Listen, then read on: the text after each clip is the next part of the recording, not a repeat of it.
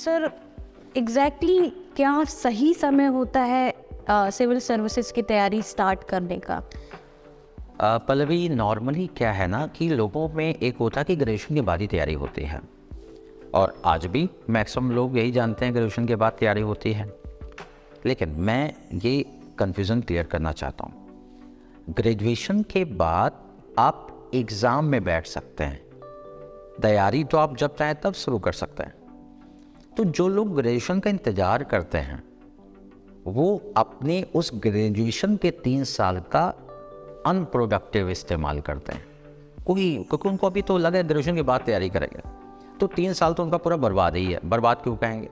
क्योंकि जो ग्रेजुएशन में पढ़ाया जाता है, अगर उसका फ्यूचर में एप्लीकेशन नहीं है तो यूजलेस है। और ग्रेजुएशन में जो चीज़ पढ़ाया जाता है वो स्कॉलिस्टिक अप्रोच का होता है, यानी कि आपका वहाँ अप्रोच ऐसा है जहाँ पर कि आपको लिखना है, समझने की ज़रूरत नहीं है। तो लोगों में कोई टारगेट नहीं रहता। जब टारगेट नहीं रहता है तो ग्रेजुएशन में यूनिवर्सिटी में टीचर बहुत अच्छे होते हैं, कॉलेजेस में टीचर्स बहुत अच्छे होते हैं, लेकिन when you don't have any target, आपका कोई टारगेट ही नहीं है, तो what is the need to complete the syllabus? आपको तो लगता है कि मार्केट से ले आएंगे पूंजी, वो करके हम पास हो जाएंगे। इससे वो 3 साल बर्बाद होते हैं।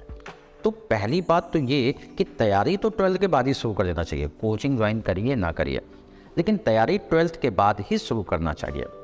लेकिन 12th के बाद जब हम तैयारी शुरू करते हैं तो ये 3 साल का टाइम हम अच्छे से इस्तेमाल तो कर पा रहे हैं, लेकिन जो हम अभी आपने बोला कि हम 5 साल का भी कोर्स देते हैं, उसके पीछे एक रीज़न है।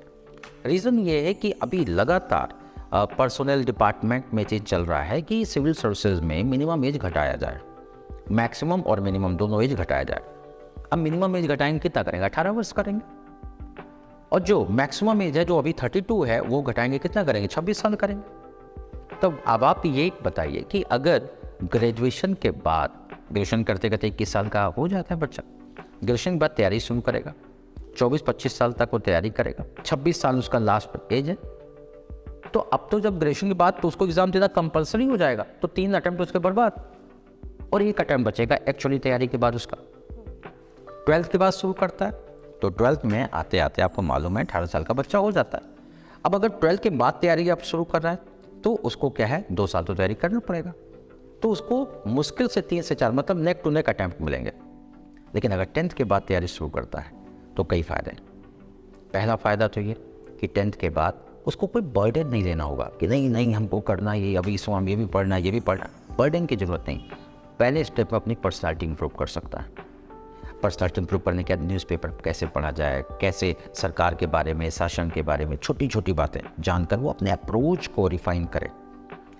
पहले साल में वो बच्चा अगर मान लीजिए 11th-12th में से ह्यूमैनिटीज़ ले रखा है तो it will very helpful. Humanities ले रखा है तो उसको अब जो कुछ भी 11th में पढ़ रहा है वो तो सिविल में आने वाला है आगे का, तो क्या करेगा कि उन चीज़ों को बड़ा कॉम्पिटिटिव अप्रोच से पढ़ेगा, और यही कॉम्पिटिटिव अप्रोच आगे चल के काम आएगा। जिस भी मीडियम में आप कंफर्टेबल हैं, अपनी बात कह सकते हैं, वो मीडियम ऑप्ट करिए। जिस भी मीडियम में आप बेहतर एक्सप्रेस कर सकते हैं, खाली वो मीडियम ऑप्ट करिए। तो मीडियम बहुत इंपॉर्टेंट है। लेकिन हिंदी और इंग्लिश अगर ऐसा है तो this is not important. Medium important इस सेंस में है कि जिस भाषा में, अगर आप उर्दू में अपनी बात अच्छे से लिख सकते हो तो आप उर्दू में लिखो, आप हिंदी में कह सकते हो आप हिंदी में कहो, इंग्लिश में कह सकते हो तो इंग्लिश में।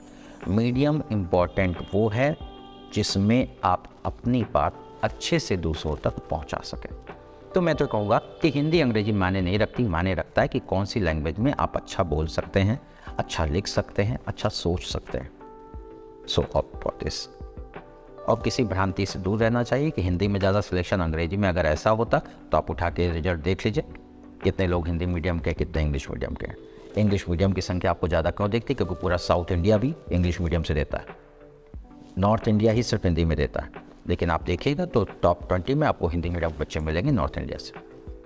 तो इसलिए medium is not very important in this sense, but it is important in the sense that through this, इसी के द्वारा आप खुद को एक्सप्रेस करने जा रहे हो।